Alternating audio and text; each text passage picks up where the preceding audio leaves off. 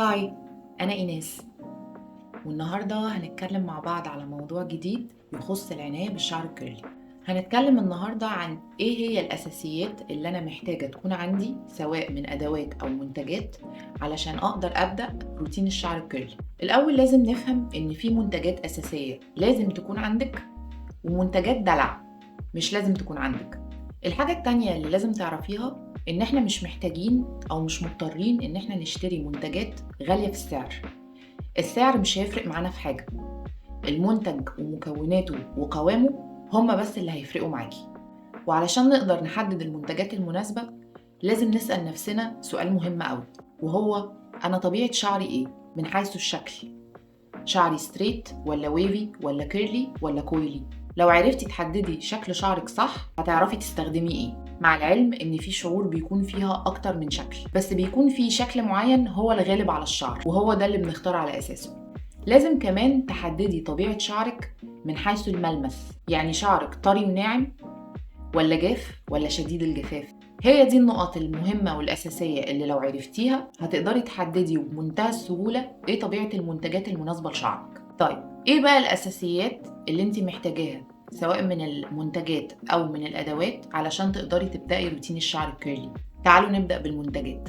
أول حاجة الشامبو.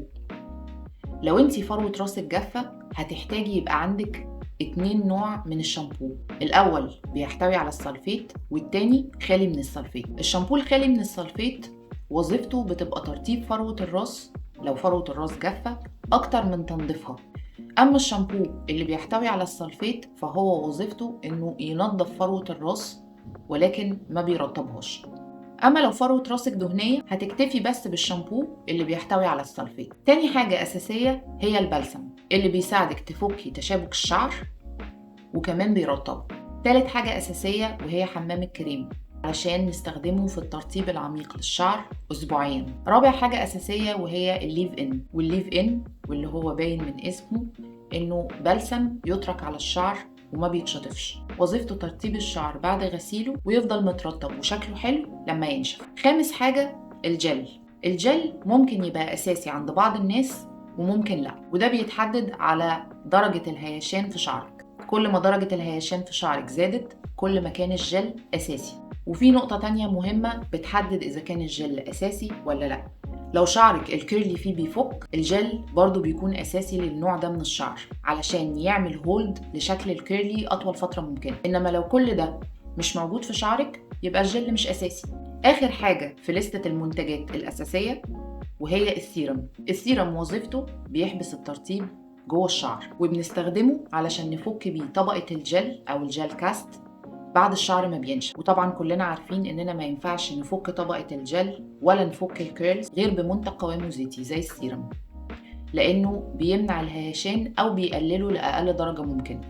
ولو محتارة تختاري ايه منتج مناسب لشعرك اكتبي لي في الكومنتس وهرد عليكي بالمنتج المناسب ليكي.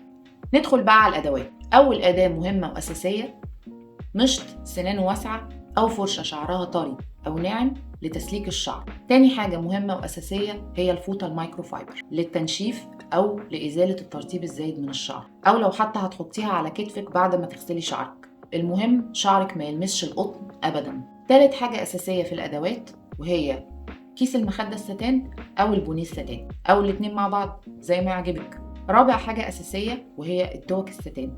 خامس حاجة ممكن تكون أساسية عند بعض الناس وممكن لأ وهي الديفيوزر. الديفيوزر لو انت مستعجلة على ان شعرك ينشف هيسعفك، ولو شعرك بيهيش من الهواء الساقع او لما بتسيبيه ينشف بالهواء الطبيعي جربي تنشفيه على درجة حرارة في السشوار بس باستخدام الديفيوزر. الديفيوزر بيقلل ضرر تعرض الشعر للحرارة المباشرة بتاعة السشوار. سادس حاجة وأهم حاجة في الأدوات الأساسية هي فرشة الستايلينج. تقدري تختاري من الأشكال اللي ظاهرة على الشاشة الفرشة المناسبة ليكي، أو تقدري تعملي ستايلينج بنفس فرشة التسريح بتاعتك، أو تقدري تعملي ستايلينج عن طريق طرق الستايلينج المختلفة اللي بنستخدم فيها إيدينا أو صوابعنا زي الفينجر رولينج أو الفينجر كويلينج أو السكرانش أو الريكن شيك. كل الحاجات اللي قلت عليها في الفيديو هي بس اللي أساسية، وتقدروا تعتبروا الفيديو ده مرجع ليكوا علشان ترجعوا له في أي وقت لو نسيتوا أي معلومة مهمة.